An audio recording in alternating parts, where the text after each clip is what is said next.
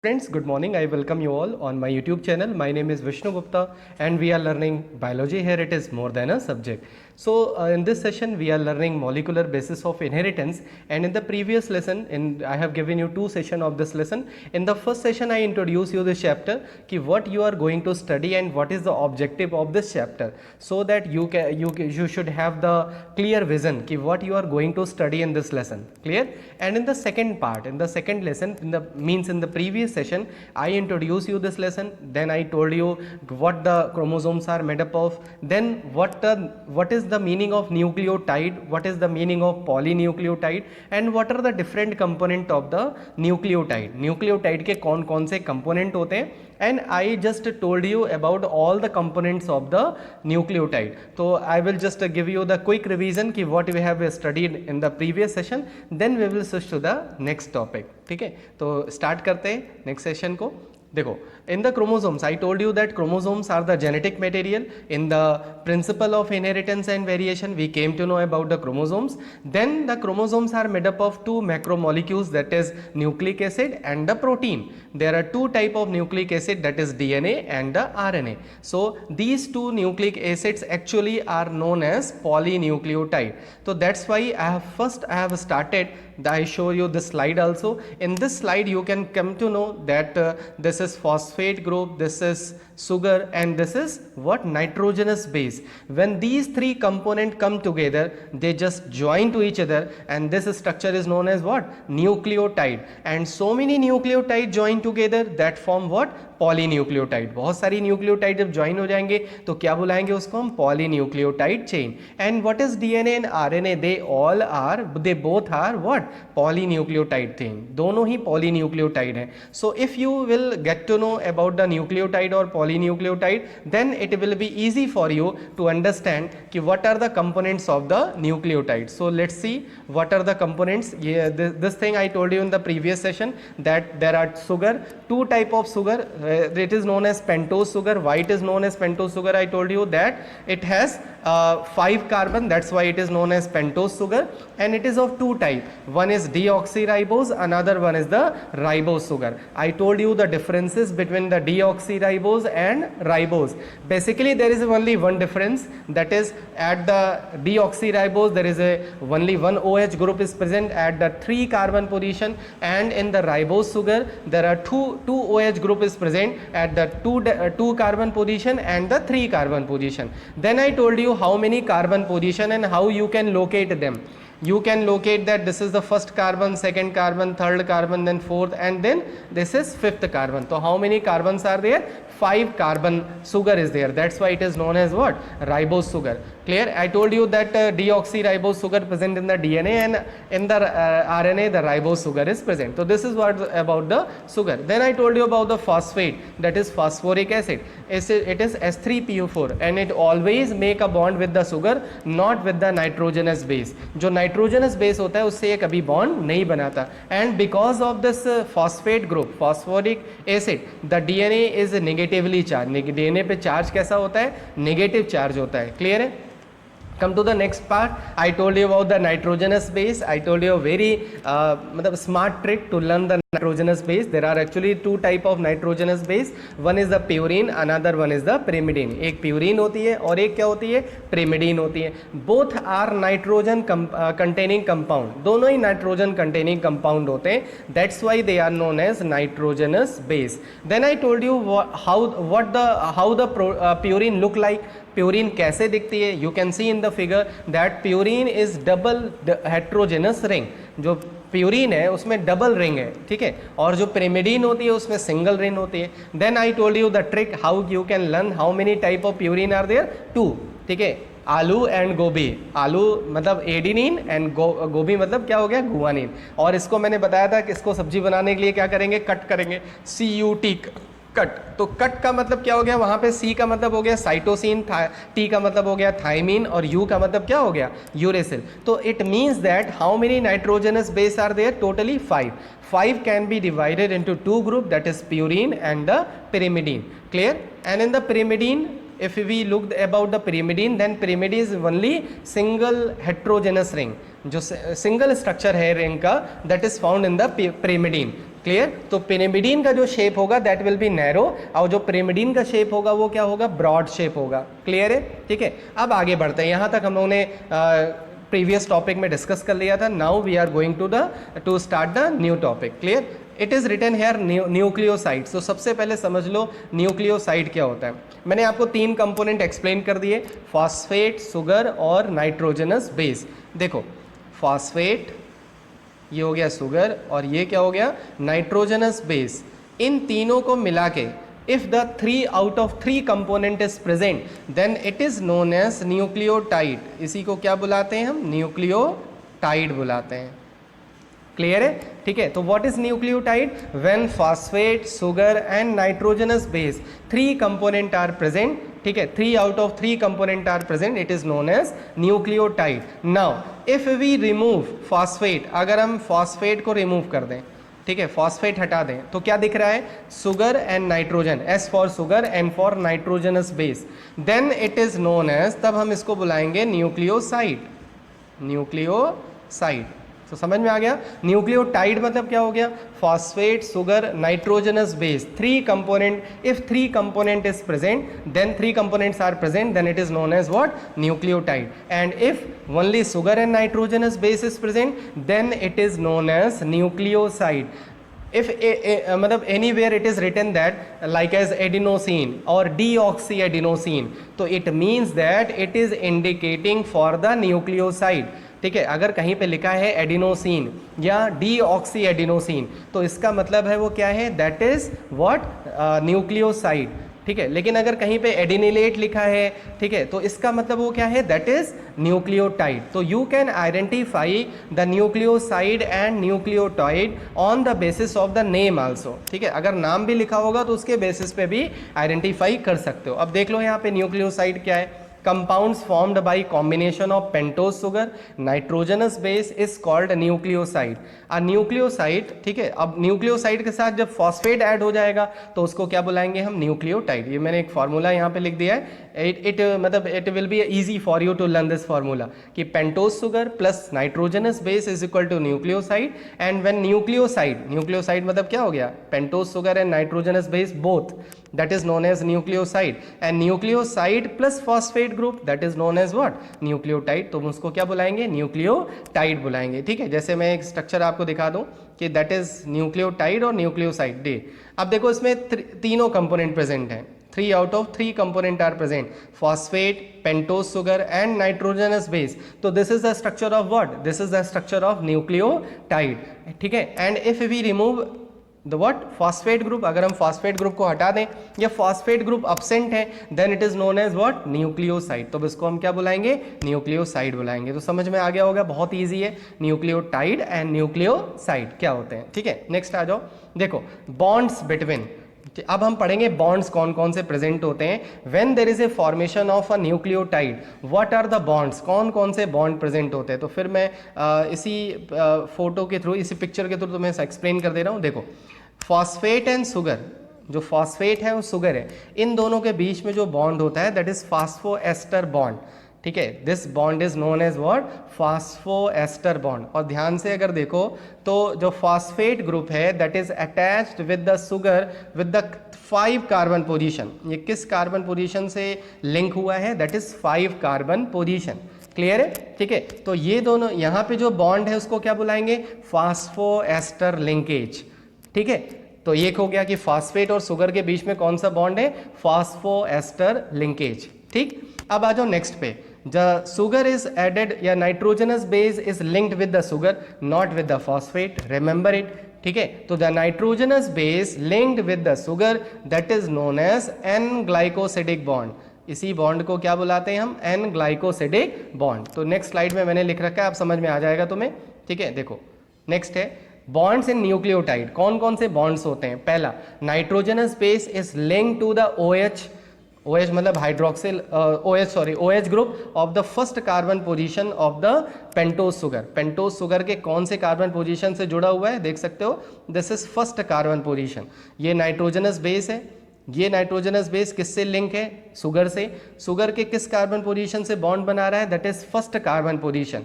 ठीक है, तो ये क्लियर हो गया। इस बॉन्ड को क्या बुलाते हैं हम, N glycosidic bond, this is known as N glycosidic bond. ठीक है, अब देखो ये क्या हो गया, न्यूक्लियोसाइड।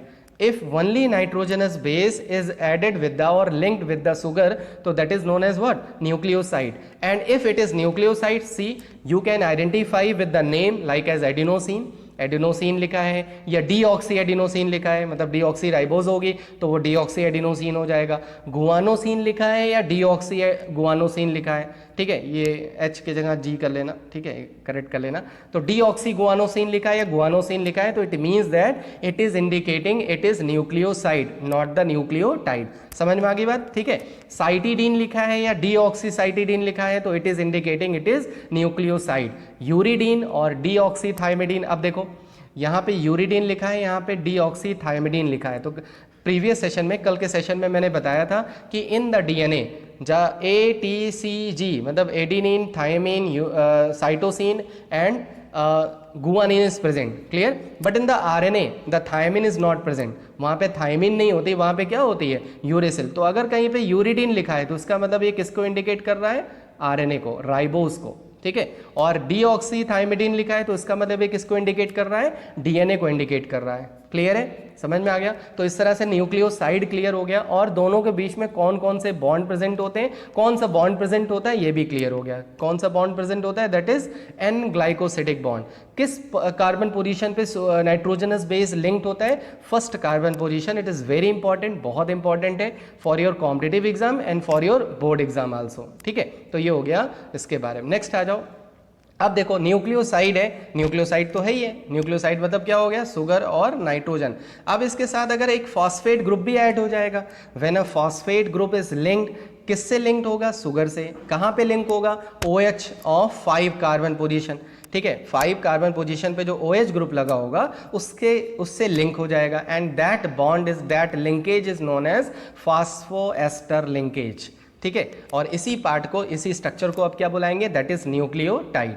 समझ में आ गई बात, ठीक है। तो इस तरह से एक न्यूक्लियोटाइड में समझ में आ गया कि एक न्यूक्लियोटाइड में कौन कौन से बॉन्ड प्रेजेंट होते हैं, ठीक है। अब मैं आपको बता दूं कि व्हाट इज 3,5 फास्फोडाइस्टर लिंकेज, ठीक है, ये क्या होता है, थ्रू 3,5 फास्फोडाइस्टर लिंकेज क्या होता है। In the next figure you can see like S, this is the 5' end of the sugar, इसको हम क्या बुलाते हैं, 5' एंड बुलाते हैं। 5' एंड का मतलब देखो, डैश का मतलब यहाँ पे क्या हो गया, कार्बन पोजीशन, ये कार्बन पोजीशन को इंडिकेट कर रहा है, ठीक है, मोआइटी जिसको बोलते हैं, या प्राइम, 5 प्राइम बोल सकते हो, 5 मोआइटी बोल सकते हो, 5' पोजीशन बोल सकते हो, इतनी सारी चीज़ें आप बोल सकते हो, ठीक है, कोई एक चीज़ तो बोल ही दो।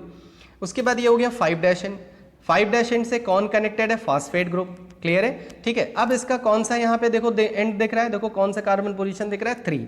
अगर इसको मैं जूम कर दूँ, देख लो, ठीक है, ये देखो ये 3 है, 3 कार्बन पोजीशन है। अब 3 कार्बन पोजीशन से क्या जुड़ गया, जब फास्फेट ग्रुप, तो देखो यहाँ पे ये 3 है और ये ऊपर क्या है, 5 है, तो इसीलिए इस लिंकेज को क्या बुलाते हैं, 3 to 5 फास्फोडाइस्टर बॉन्ड, ठीक है। ये क्या हो गया 3 और ये क्या हो गया ऊपर 3 और ये क्या हो गया 5, तो 3 to 5 फास्फोडाइस्टर बॉन्ड, क्लियर है। तो इस तरह से यहाँ समझ में आ गया कि इसको 3 to 5 फास्फोडाइस्टर बॉन्ड क्यों बुलाते हैं, क्लियर है, ठीक है। तो फास्फोडाइस्टर बॉन्ड समझ में आ गया कि फास्फोडाइस्टर बॉन्ड क्या होता है, फास्फोएस्टर बॉन्ड क्या होता है, फास्फोएस्टर बॉन्ड ये है, ठीक है, यहाँ पे। और फास्फोडाइस्टर बॉन्ड क्या हो गया, जब नेक्स्ट जो दूसरा फास्फेट ग्रुप है that will be added with the 3OH group, वो 3OH पे क्या होगा, लिंक होगा, तो that linkage is known as what, 3 to 5 phosphodiester bond और लिंकेज, क्लियर है। तो इस तरह से देख सकते हो ये किसका स्ट्रक्चर है,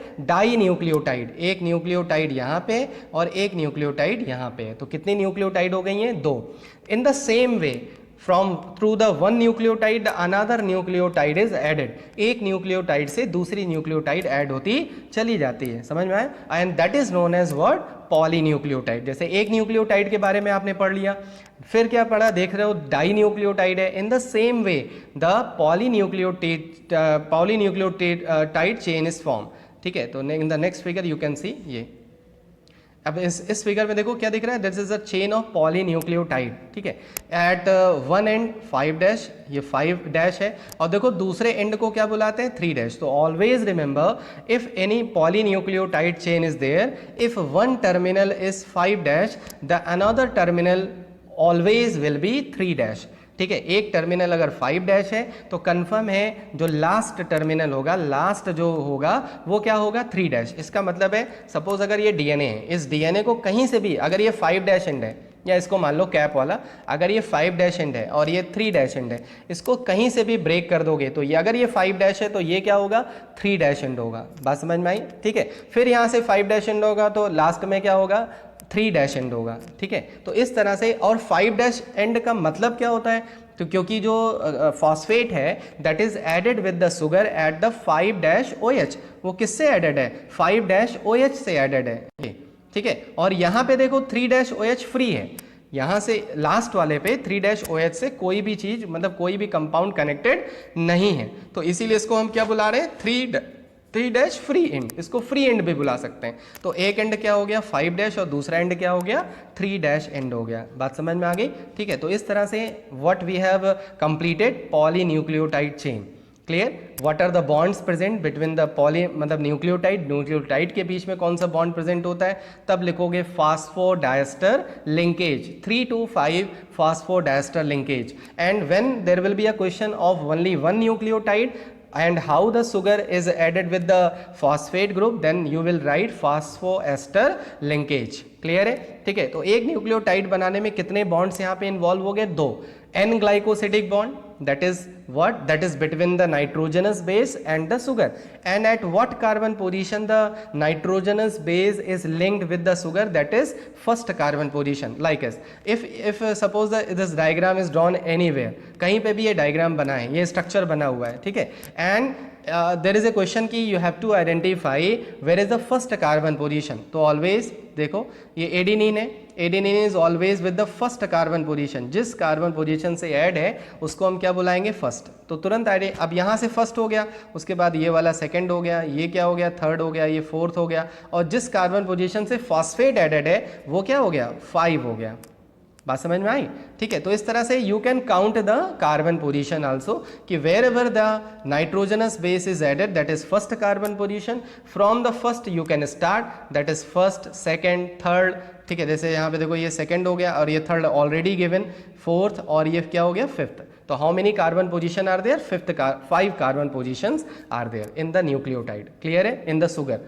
तो यहाँ तक ये पॉलीन्यूक्लियोटाइड चेन की जो स्ट्रक्चर है, जो कंपोनेंट है, वो सारी चीज़ें क्लियर हो गई, ठीक है। Now we will move ahead, अब आगे बढ़ेंगे और बढ़ेंगे कि जो न्यूक्लियोटाइड है वो डाई न्यूक्लियोटाइड कैसे हो जाती है, ठीक है। This is a chain of polynucleotide, ये तो पॉलीन्यूक्लियोटाइड हो गई, ठीक है। व्हेन 2 चेन, जैसे ये अगर 2 पेन है, ये एक न्यूक्लियोटाइड है, दिस इज अनदर न्यूक्लियोटाइड, ये दोनों न्यूक्लियोटाइड एक दूसरे से कैसे जुड़ेंगे, हवा में तो जुड़ नहीं जाएंगे।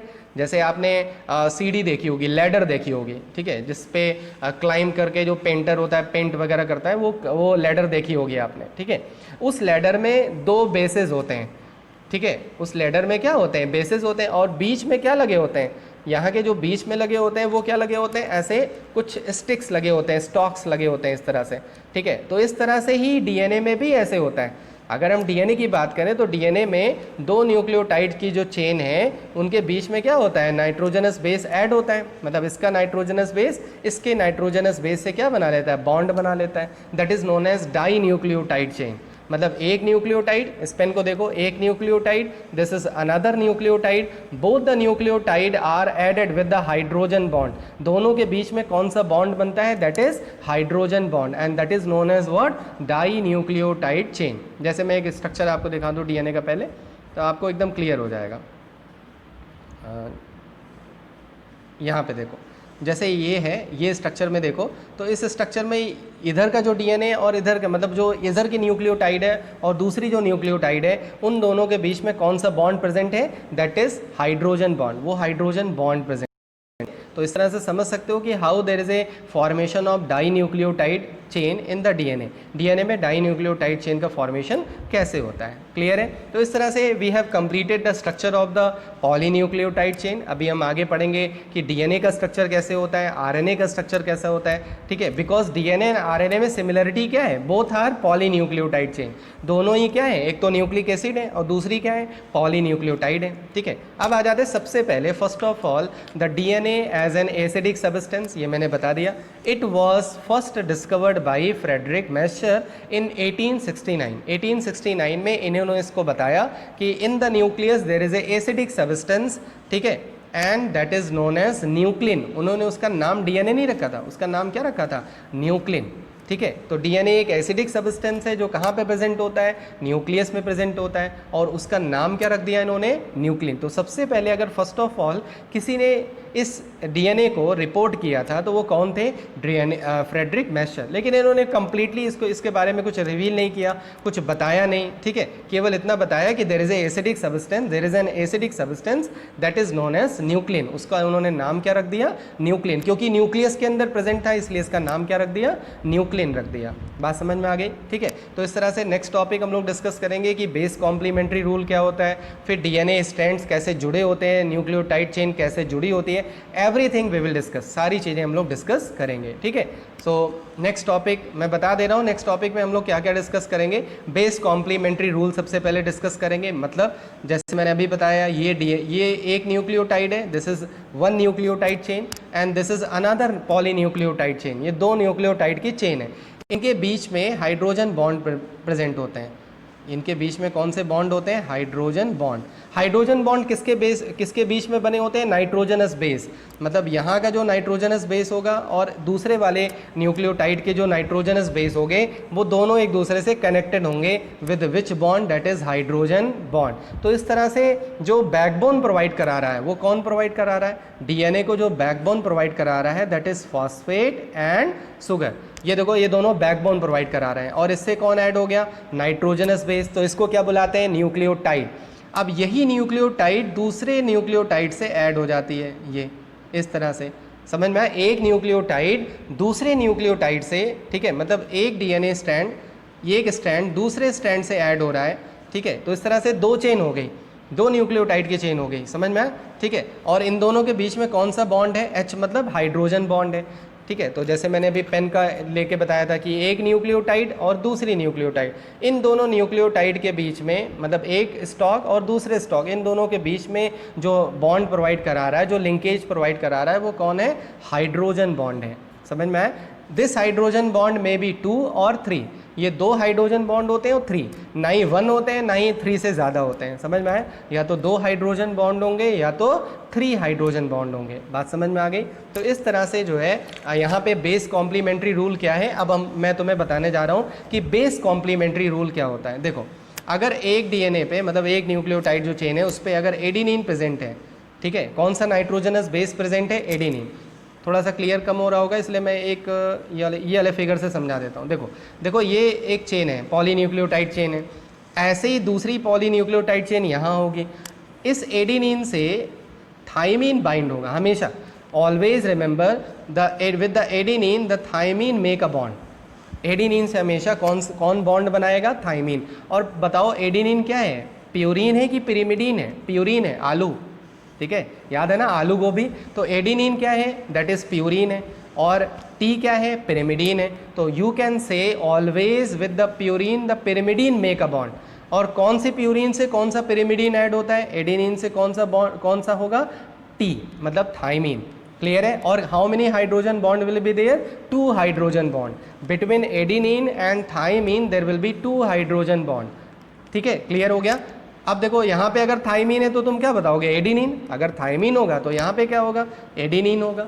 मतलब एडिनिन से थाइमीन, थाइमीन से एडिनिन, बात तो वही हुई। ठीक है, कितने hydrogen bond, 2 hydrogen bond. But wherever there will be a guanine, guanine होगा तो that will be linked with the cytosine with 3 hydrogen bond. कितने बॉन्ड्स होंगे, 3 हाइड्रोजन बॉन्ड होंगे between the guanine and the cytosine. Clear है। ठीक है, तो this is the base complementary rule. तो base what we learn in the base complementary rule, that wherever there will be a adenine, that will always make a bond with thymine. How many hydrogen bond, 2 hydrogen bond, कितने hydrogen bond होंगे?